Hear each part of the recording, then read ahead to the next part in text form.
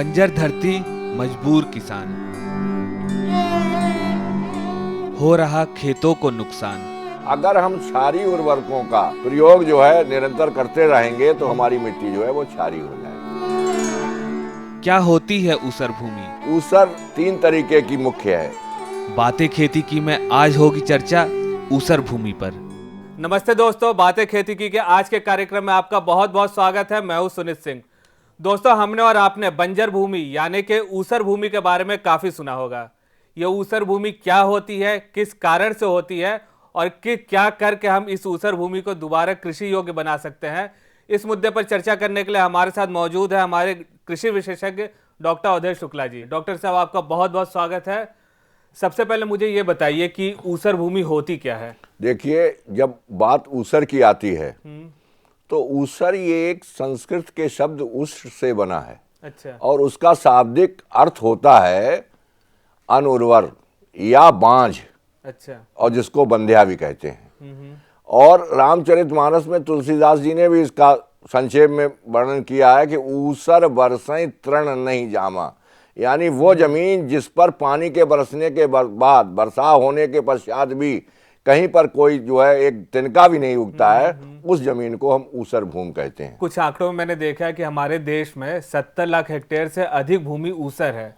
ये ऊसर भूमि होने के रीजन क्या होते हैं, कारण क्या होते हैं? वैज्ञानिक दृष्टिकोण से हमारी भूमि में जो मृदा का पीएच होता है उसका संतुलन बनाने के लिए एच और ओएच अंश, 2 अंश होते हैं। जब OH और H अंश का दोनों का आपस में संतुलन बना रहता है तो हमारी पीएच होती है 7, जो हमारे लिए कृषि के लिए बहुत ही योग्य भूमि होती है। लेकिन जैसे ही संतुलन बिगड़ता है, अगर H अंश अधिक हो जाते हैं तो मिट्टी अम्लीय हो जाती है, और OH अंश अगर अधिक हो जाते हैं तो ये जो है क्षारीय हो जाती है। तो ऊसर भूमि की कुछ कैटेगरीज भी होती हैं कि इतने तरीके के ऊसर भूमि होती है? हाँ, देखिए, आपने बहुत अच्छा प्रश्न किया। ऊसर 3 तरीके की मुख्य है। एक जो लवणीय ऊसर भूमि होती है जी। ये लवणीय भूमि ऊसर जो होती है, आपने देखा होगा कि गर्मी के दिनों में बिल्कुल सफेद सफेद जो है जमा हुआ दिखाई देता है, ऊपर सब आ जाता है ऊपर। तो ये लवणीय ऊसर भूमि होती है, इसे सफेद ऊसर भी कहते हैं। और ये ज्यादा जो है हमारी सुधार करने में कठिनाई नहीं इसमें होती है। अच्छा। और इसकी सारे लवण जो हैं वो ऊपरी परत पे आ जाते हैं। दूसरे प्रकार की भूमि जो होती है वो होती है क्षारीय ऊसर भूमि। अच्छा। इस ऊसर भूमि में सोडियम, जो विनिमय सोडियम होता है वो 15% से अधिक हो जाता है, और इसमें क्लोराइड और सल्फेट की मात्रा अधिक बढ़ जाती है। और ये आपने देखा होगा कि ये जो है कभी कभी काली ऊसर भी कही जाती है, ऊपर से सर उसकी परत जो है काली हो जाती है। तीसरे प्रकार की वो भूमि होती है जिसमें लवण और क्षार दोनों का मिश्रण होता है, और ऐसी भूमि जो है वो भूरे रंग की होती है, और इसका पीएच भी जो है वो 8.5 से ऊपर हो जाता है। और ऐसी दशा में ये जो भूमि है ये काफी कठोर हो जाती है। अच्छा डॉक्टर साहब, आपने मुझे ये बताया कि कितने तरीके की ऊसर भूमि होती है। एक बात दिमाग में आती है कि इसके कारण क्या है? सबसे पहले तो ये है कि हमारा मृदा विज्ञान कहता है कि वेदरिंग ऑफ रॉक्स, जिसको हम हिंदी में कहेंगे चट्टानों के टूटने से मिट्टी बनती है। जी। तो ये चट्टानों के टूटने से बनती है, तो चट्टान हमारी में कौन कौन से तत्व हैं? वो कैल्शियम रॉक है, कैल्शियम की चट्टान है कि मैग्नीशियम की चट्टान है, क्या वो पोटेशियम है या गंधक की चट्टान है? आपने देखा होगा कि जब कोई बद्रीनाथ में लोग जो गए होंगे देखते हैं वहां तप्त कुंड है, तो जब वो नीचे जब उसमें नहाते हैं तो उसमें हमेशा गर्म पानी बना रहता है। उसमें क्या है कि वो कहीं से गंधक की जो है राख है, गंधक की चट्टान है जिससे पानी होकर के आता है। तो जिस चट्टान में जो तत्व पाए जाते हैं वो जब उनका बेदरिंग होता है, जब उनका टूट होती है और मृदा बनती है, तो उसमें उनके पैतृक गुण आ जाते हैं। अच्छा। तो अगर कैल्शियम, मैग्नीशियम और पोटेशियम के साथ क्लोराइड, सल्फेट, कार्बोनेट और बाइकार्बोनेट मृदा में आ गया है तो स्वाभाविक है कि ये मृदा ऊसर हो जाएगी। दूसरा कारण ये है कि जब भूमि में जल निकास अच्छा नहीं होता, अच्छा, और सिंचाई के साधन भी जहां पर्याप्त नहीं होते हैं, वहाँ पर धीरे धीरे जो है वो पानी भरता है और नीचे की परत जो है जिसको हम मृदा विज्ञान में कहते हैं प्रोफाइल और देसी भाषा में हम उसको कहेंगे कि 1 मीटर की नीचे गहराई तक कहीं ना कहीं कोई परत जो है, अलग अलग परतें होती हैं, उनमें कोई ना कोई परत जो है उसमें या तो कंकड़ होगा या वो बहुत कठोर हो जाएगी। तो होता क्या है, जब अधिक पानी वहां पहुंचा, पानी तो रिस करके नीचे की सतह पर चला जाता है। अच्छा। लेकिन वो जैसे चाय छानते हैं तो हमारा लीकर नीचे आ गया और जो चाय की पत्ती है वो ऊपर रह जाती है। तो ये बरसात के दिनों में ये सारे जो हैं क्लोराइड, सल्फेट, कार्बोनेट, बाइकार्बोनेट, ये ऊपर रह जाते हैं। अच्छा। अब गर्मी के जब दिन आते हैं तो होता क्या है कि ऊपर की परत नमी को खींचती है, तो उसके साथ चूंकि ये वाटर सॉल्युबल होते हैं, पानी में घुलनशील होते हैं, तो घुल करके ऊपरी परत में आ जाते हैं और ये आकर के अपना क्षारीय प्रभाव दिखाते हैं और मिट्टी जो है वो हमारी ऊसर हो जाती है। तो मतलब जैसा डॉक्टर साहब आपने बताया कि अधिक पानी और कम पानी, इन दोनों केस में ऊसर हो सकती है धरती हमारी। जी, निरंतर उर्वरकों का प्रयोग जो क्षारीय प्रकृति के, जैसे कैल्शियम नाइट्रेट है, कैल्शियम नाइट्रेट क्षारीय प्रकृति का ये हमारा उर्वरक है, इसको हम निरंतर देते रहें। और पंजाब में ये उदाहरण है, देखिए पंजाब में सबसे ज्यादा मृदा का उर्वरा स्तर बहुत अच्छा था और बहुत ही पैदावार होती थी। निरंतर फर्टिलाइजर्स देते रहे उन्होंने, कभी भी गोबर की खाद, कंपोस्ट या जो है कोई भी ऑर्गेनिक मैन्योर नहीं इस्तेमाल की और सारे फर्टिलाइजर्स पर डिपेंड करते रहे और उन्होंने बहुत अच्छी पैदावार लेते रहे। लेकिन उन्होंने इस बात पर ध्यान नहीं दिया कि कंटिन्यूअस जो लगातार हम उर्वरक का प्रयोग कर रहे हैं, इससे हमारा जो है जमीन क्या क्या होगा। तो जमीन का जो है वो उसकी जो है संरचना बिगड़ती चली गई। तो अगर हम क्षारीय उर्वरकों का प्रयोग जो है निरंतर करते रहेंगे तो हमारी मिट्टी जो है वो क्षारीय हो जाएगी। डॉक्टर साहब, हम इस चर्चा को जारी रखेंगे। फिलहाल समय हो चला एक छोटे से ब्रेक का। ब्रेक के बाद आएंगे तो हम जानेंगे किस प्रकार से ऊसर भूमि को हम दोबारा उपयोग के लायक बना सकते हैं। मिलते हैं एक छोटे से ब्रेक के बाद। गहरी जुताई करने से अगर मान लिया सरफेस ऊपर की परत से नीचे की परत में अगर कहीं पर कोई कठोरपन है तो गहरी जुताई करके वो टूट जाएगा। तो इस तरीके से जो भी साल्ट आएंगे, जो भी लवण आएंगे, वो हमारे रिस करके ऐसे नीचे की परत में चले जाएंगे कि जिनसे फिर हम उनको ऊपर नहीं आएंगे और वो ऊसर जमीन नहीं होगी। दोस्तों, ब्रेक के बाद बातें खेती की के इस कार्यक्रम में आपका फिर से एक बार स्वागत है। डॉक्टर साहब, हम लोग ब्रेक पे जाने से पहले बात कर रहे थे कि भूमि किन कारणों से ऊसर होती है। आपने कुछ कारण बताया, क्या और भी कुछ कारण है? हाँ, देखिए, एक बहुत मुख्य कारण है नहरों से सिंचाई। तो नहरों से जब हम सिंचाई करते हैं तो नहरें कहाँ से निकली हैं, उनके साथ कौन कौन से जो है लवण या जो और पदार्थ हैं वो पानी में घुल करके आ रहे हैं, तो उससे भी हमारी मिट्टी जो है वो ऊसर होती है।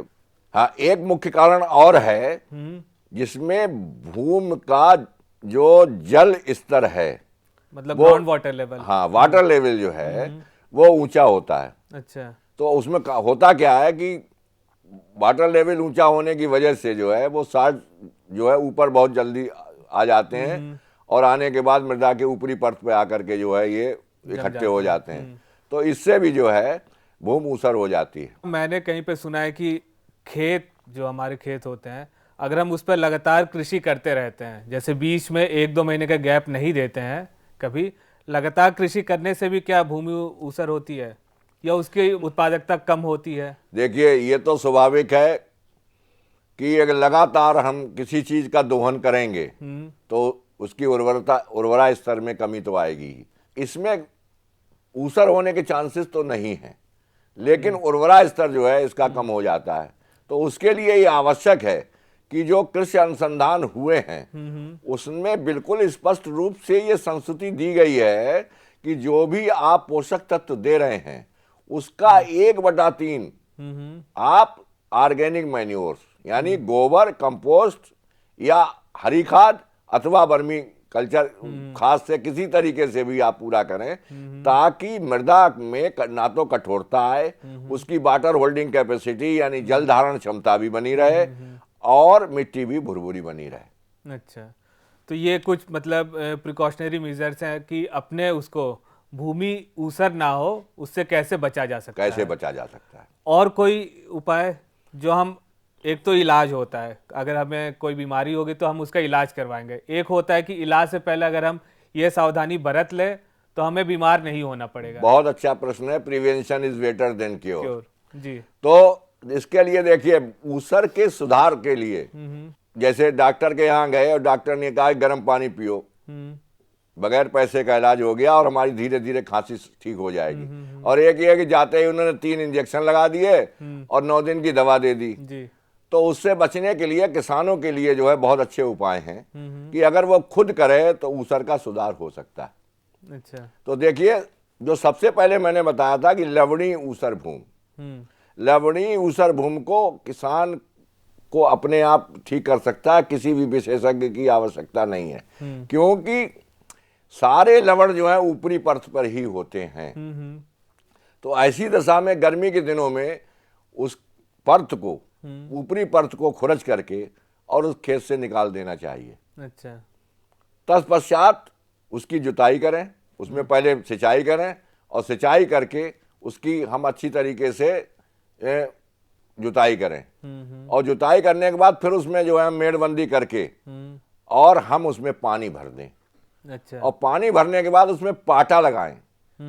तो पाटा लगाने से क्या होगा, जिस तरीके से धान का रोपाई करने से पहले खेत में पानी भर के पाटा लगाते हैं, तो वो जितने लवण हैं वो सब पानी में घुल जाएंगे। अच्छा।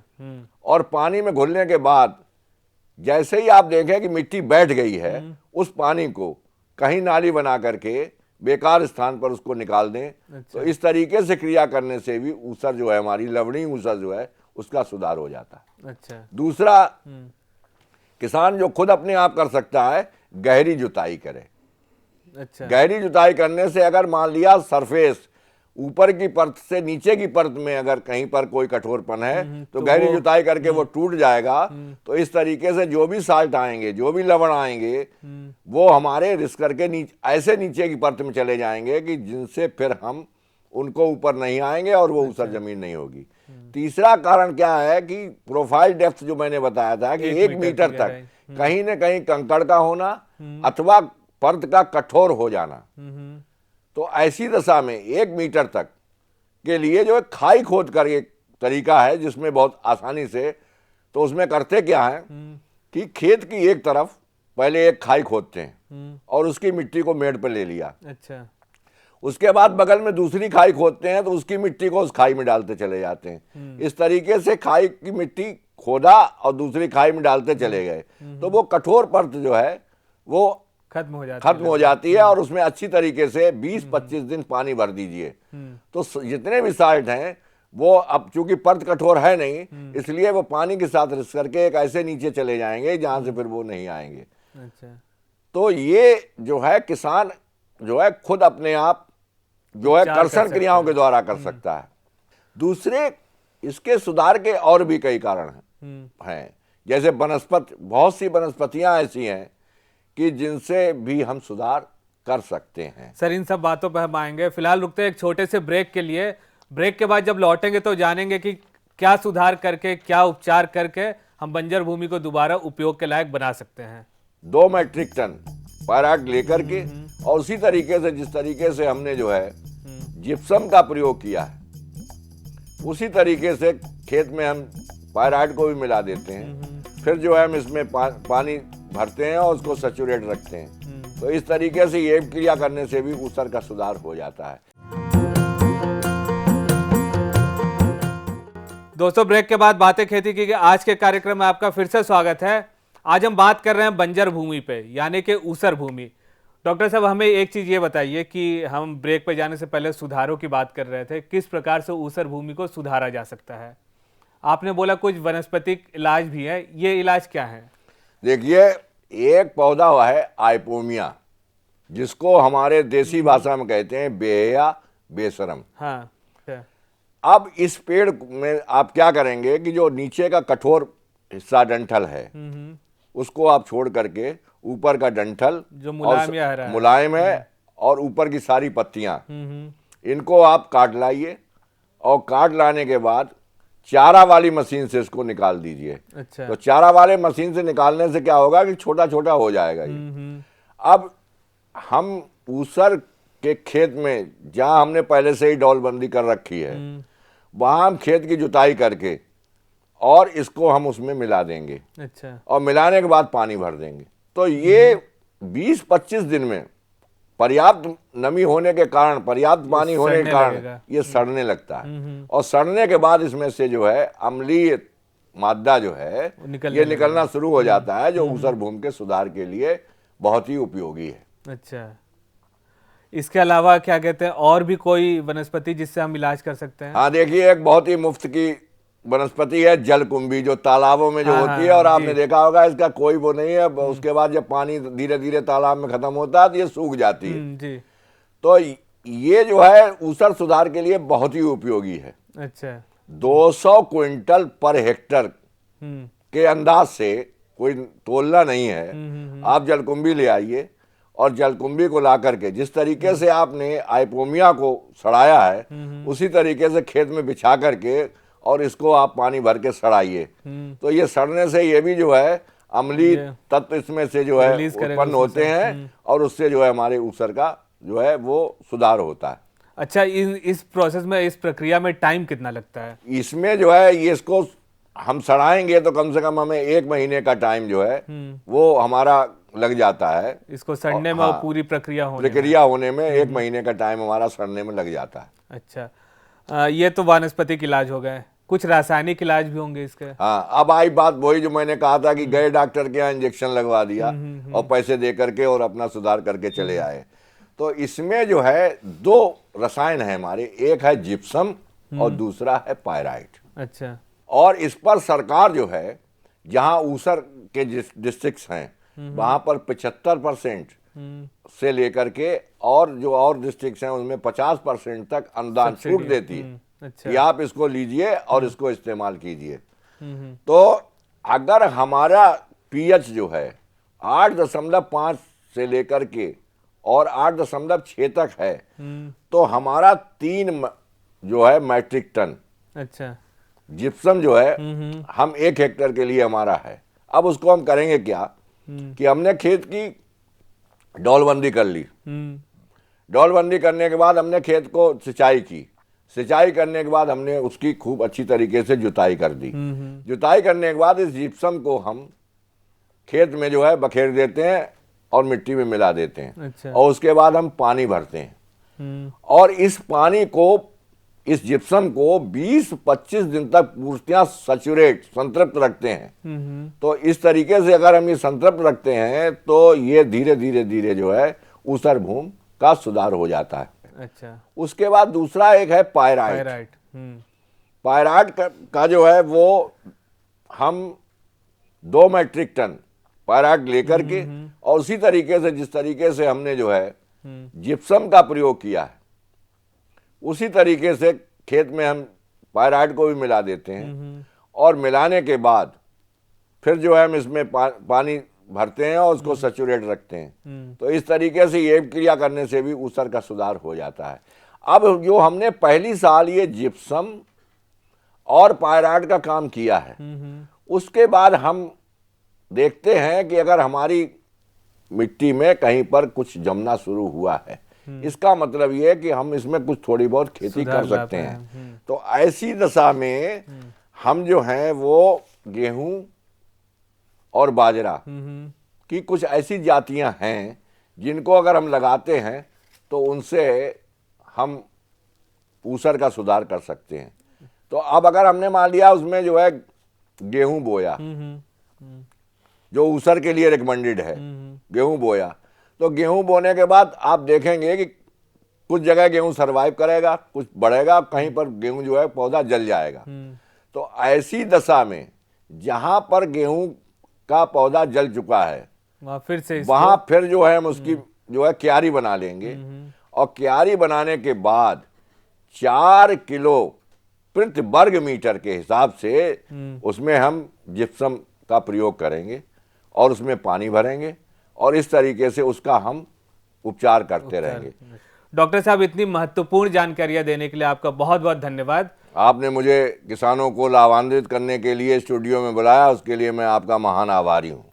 दोस्तों उम्मीद करता हूं कि इस कार्यक्रम में आपको ऊसर भूमि से जुड़ी सारी जानकारियां मिल गई होंगी। उसके बाद भी यदि आपके कोई सवाल या सुझाव हो तो आप स्क्रीन पे दिए हुए पते पर हमें लिखकर भेज सकते हैं। हमारा पता है 302A पोसाइडन टावर ऑफ यारी रोड, वर्सोवा, अंधेरी वेस्ट, मुंबई 400061। हमारा ईमेल आईडी है bkk@greentvindia.com। आप हमें कॉल भी कर सकते हैं। हमारे फोन नंबर हैं 0120-498-0000 और 498-0011। अपने टीवी पर ग्रीन टीवी देखने के लिए अपने केबल ऑपरेटर या DTH ऑपरेटर को तुरंत कॉल करें और हमें लिंक भेजें info@greentvindia.com पर। SMS या व्हाट्सएप करें 9769577049 पर। फिलहाल मुझे दीजिए इजाजत, देखते रहिए ग्रीन टीवी।